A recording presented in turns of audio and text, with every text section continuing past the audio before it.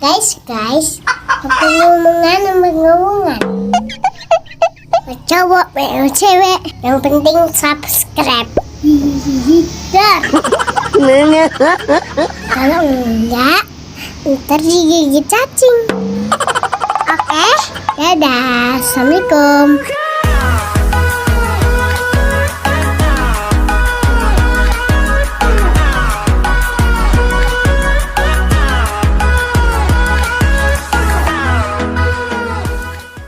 Fuji baru saja selesai membaca pesan dari Farel ketika matanya berhenti pada satu kalimat pendek.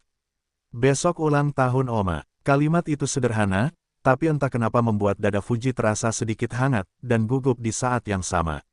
Oma, bukan sekadar nenek. Dari cerita-cerita Farel, Fuji tahu Oma adalah sosok yang tenang, bijaksana, dan punya tempat khusus di hati keluarga besar. Perempuan yang jarang bicara keras, tapi sekali tersenyum, semua orang merasa pulang. Fuji menutup ponselnya, lalu memandang langit sore dari jendela apartemen. Aku harus cari kado yang benar, gumamnya pelan. Bukan mahal, bukan mewah, tapi pantas. Toko demi toko, ragu demi ragu. Mall sore itu ramai. Fuji melangkah dari satu toko ke toko lain, tangannya sesekali memegang kain, perhiasan, hingga barang antik kecil. Di toko perhiasan, matanya tertarik pada bros klasik berwarna perak. Cantik sih, Fuji menghela napas, tapi Oma Farel tipe yang sederhana. Di toko batik, ia menyentuh kain halus dengan motif lembut. Ini kayak Oma, tapi lagi-lagi ia ragu. Terlalu umum. Fuji duduk sebentar di bangku panjang koridor mall. Ponselnya bergetar. Farel, udah ketemu kadonya. Fuji tersenyum kecil, lalu membalas. Fuji, belum, aku pengen yang benar-benar bikin Oma ngerasa diperhatiin. Farel membaca pesan itu lama. Lalu mengetik, Oma paling suka hal yang punya cerita. Kalimat itu membuat Fuji terdiam. Cerita, ide yang datang perlahan. Malamnya, Fuji membuka galeri ponselnya. Foto-foto lama Farel bersama Oma muncul satu persatu. Foto di halaman rumah tua. Foto Oma tersenyum sambil menggenggam tangan kecil Farel. Fuji merasakan sesuatu menghangat di dadanya. Kalau Oma suka cerita, bisiknya, berarti bukan bendanya yang utama.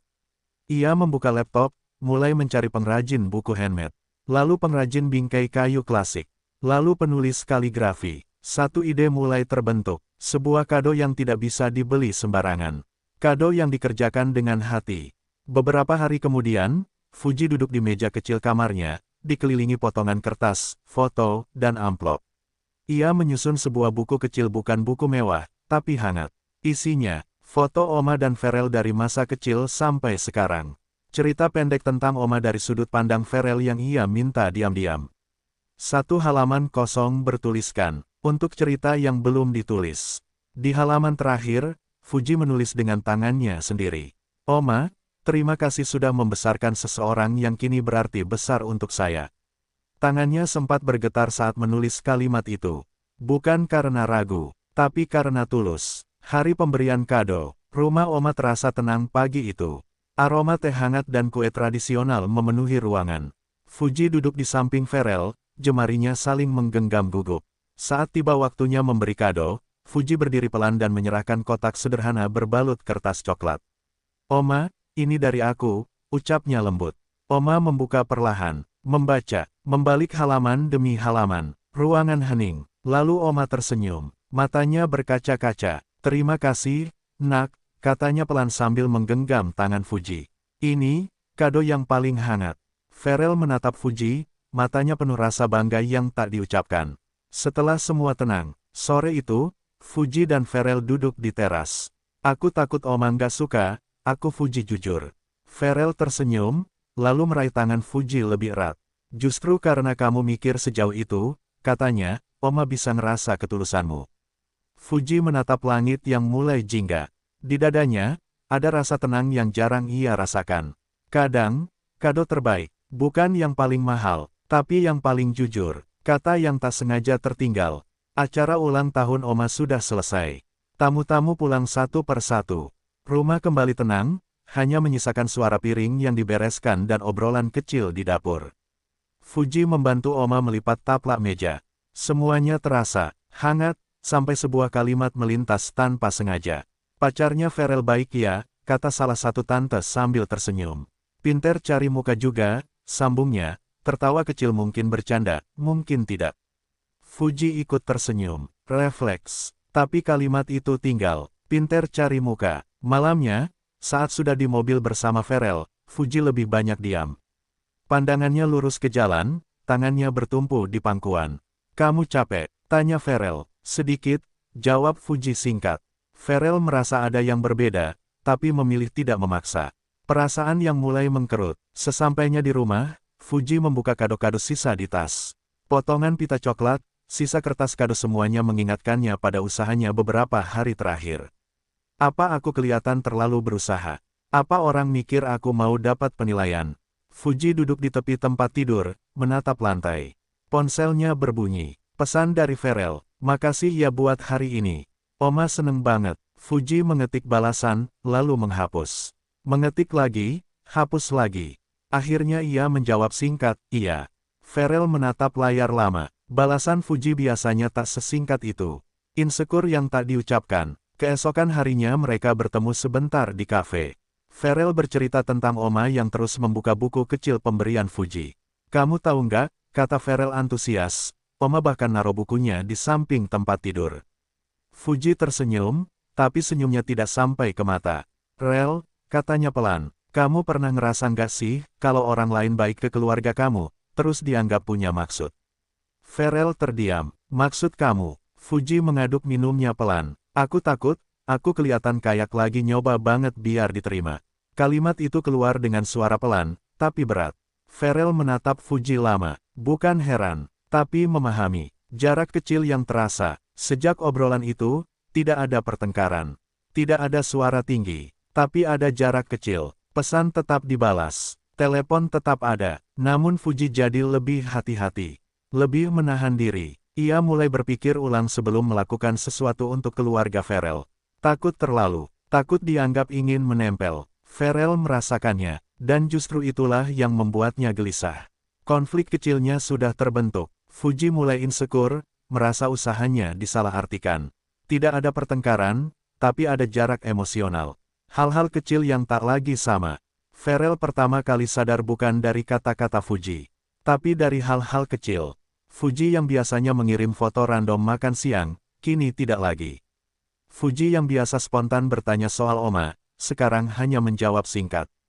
Fuji yang dulu tak ragu bercanda dengan mamanya, kini lebih menjaga jarak. Semua sopan, semua baik-baik saja, tapi justru itu yang membuat Farel tidak tenang. Malam itu, Farel duduk sendiri di kamar, membuka ulang chat mereka. Ia berhenti di satu titik sejak ulang tahun Oma. Sejak hari itu, gumamnya pelan. Ia menyandarkan kepala ke dinding, menghela napas panjang. Farel bukan tipe yang buta perasaan. Ia tahu, jika Fuji berubah, pasti ada sebabnya. Dan kemungkinan besar, karena dirinya.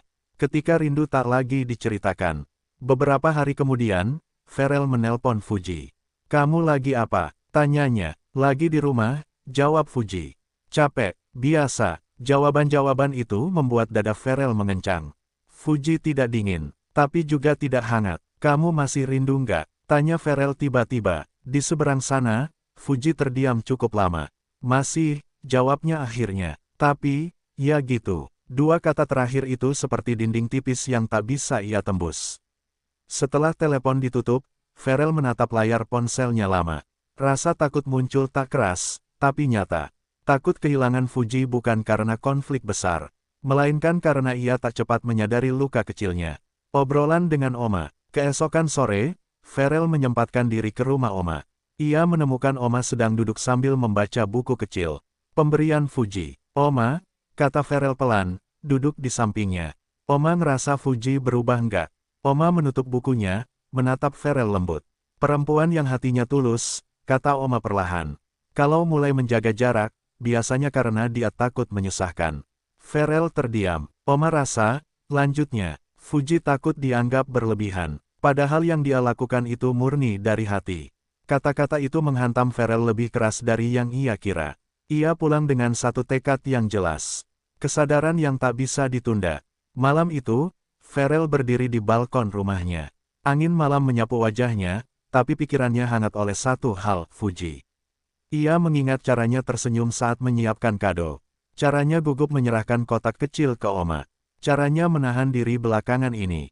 Dia bukan berubah, bisik Farel. Dia lagi menahan diri sendirian. Farel mengambil ponselnya dan mengetik pesan panjang.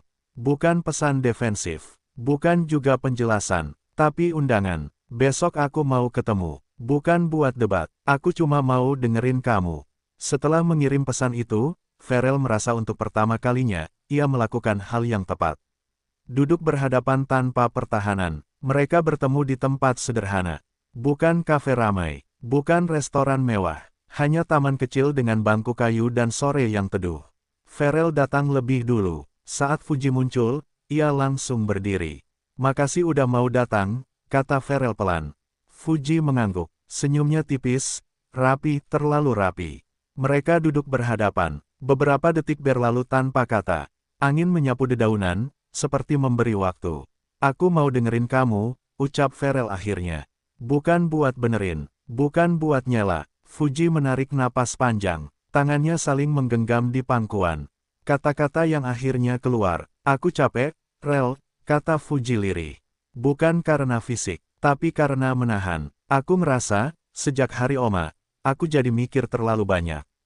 Takut salah, takut berlebihan, takut orang mikir aku punya maksud." Farel menunduk, mendengarkan. "Aku cuma pengen jadi diri aku," lanjut Fuji. "Tapi aku juga pengen hormat sama keluargamu.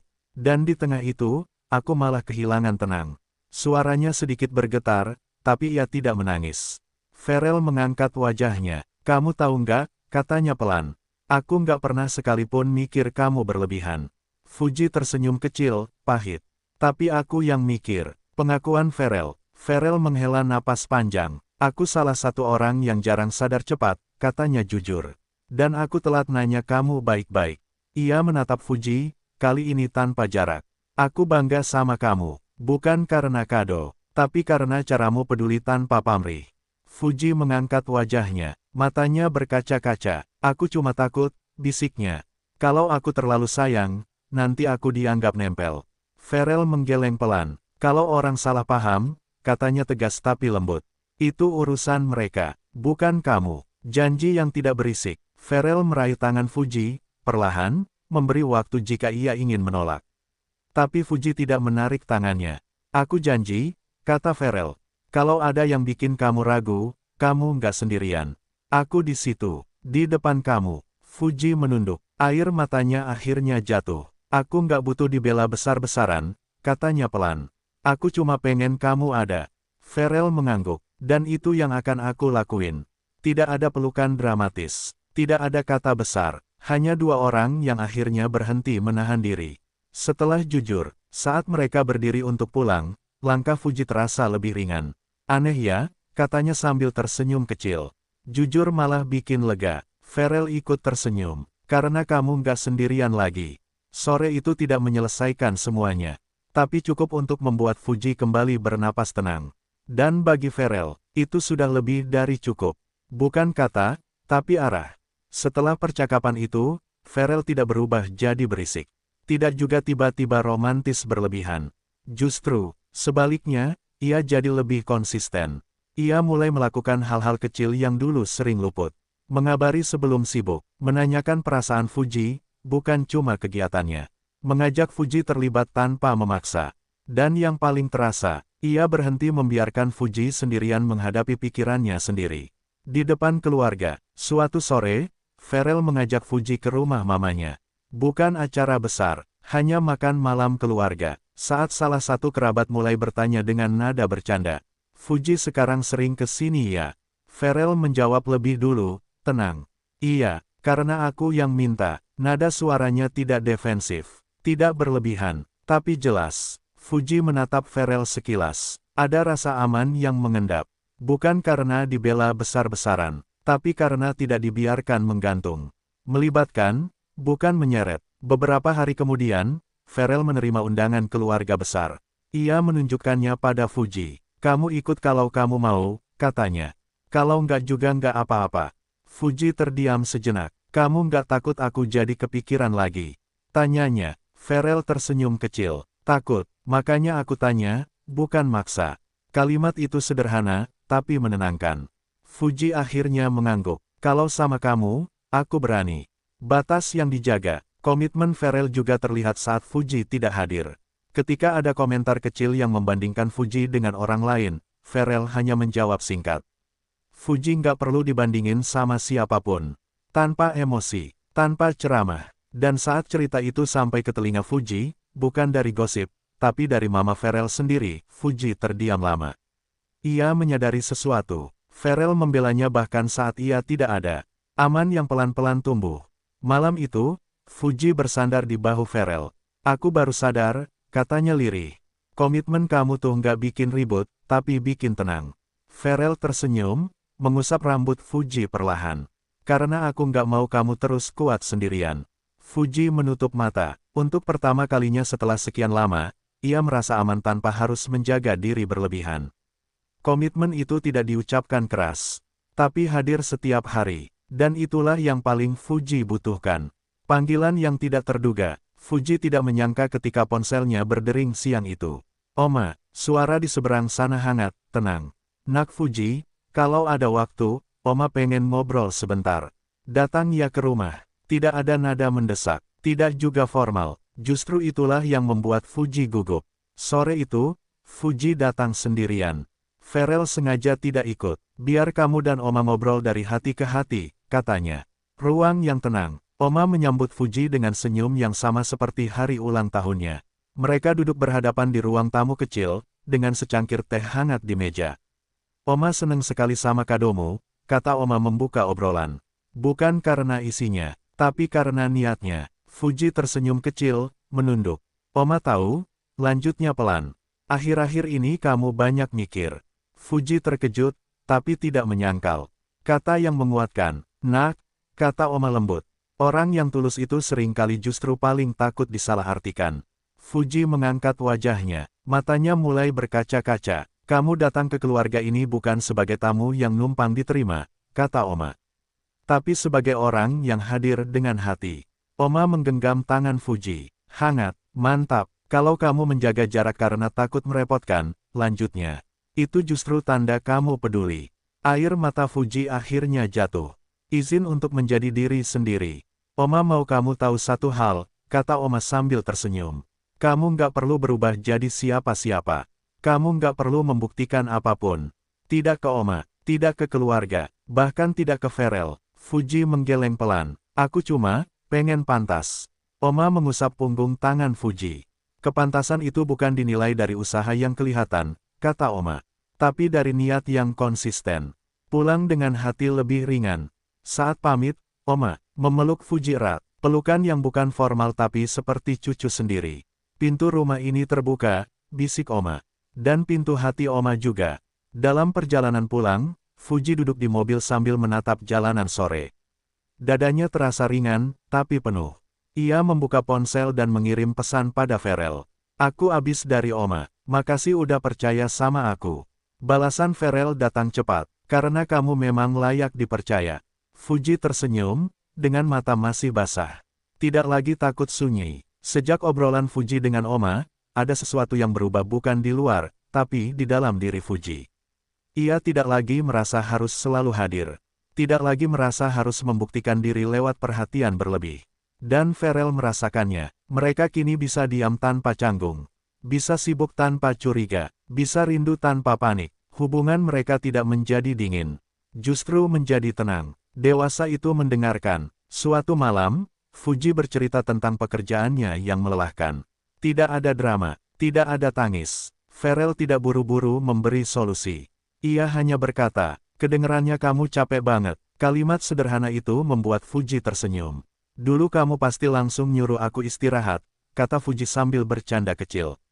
Farel tertawa pelan. Sekarang aku belajar dengerin dulu. Dewasa, ternyata, bukan tentang tahu semua jawaban. Tapi tentang hadir sepenuhnya. Rencana yang dibicarakan, bukan diasumsikan. Mereka mulai bicara tentang hal-hal yang dulu terasa berat. Tentang waktu. Tentang prioritas, tentang masa depan tanpa janji bombastis. Aku nggak tahu kita akan kemana, kata Farel jujur. Tapi aku tahu aku pengen jalan bareng kamu. Fuji mengangguk. Aku juga, katanya. Selama kita bisa jujur, tidak ada paksaan, tidak ada target waktu, hanya kesepakatan untuk tidak pergi diam-diam. Aman untuk tidak sempurna. Di fase ini, Fuji berani bilang, aku lagi nggak baik, dan Farel tidak merasa gagal mendengarnya. Farel juga mulai terbuka, aku lagi capek jadi kuat terus. Tidak ada yang buru-buru jadi penolong. Mereka belajar jadi teman seperjalanan. Hubungan mereka tidak lagi tentang siapa yang lebih berusaha, tapi tentang siapa yang tetap tinggal.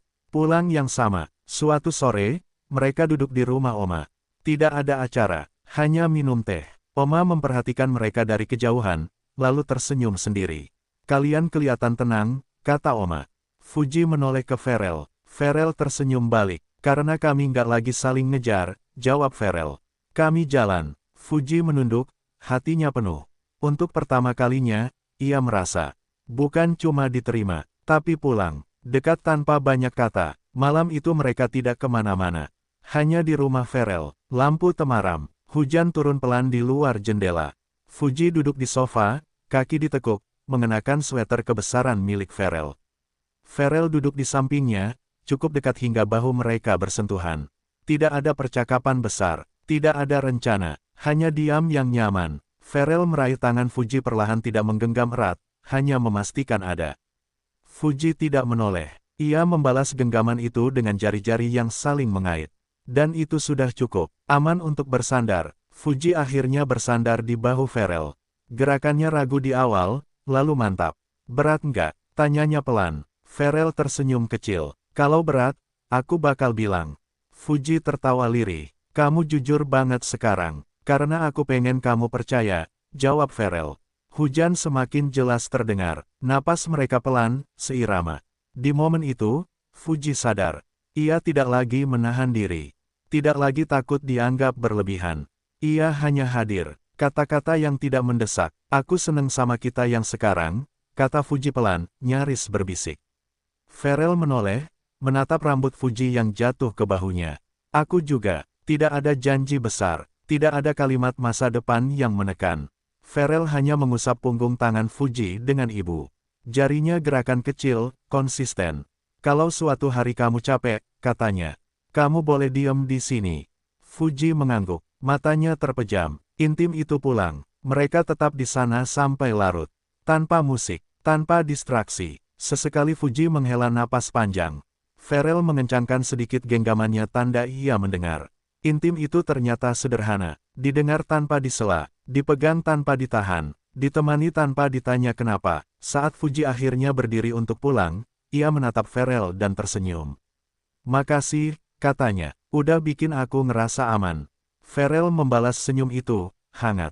Karena kamu memang rumah yang pengen aku jaga.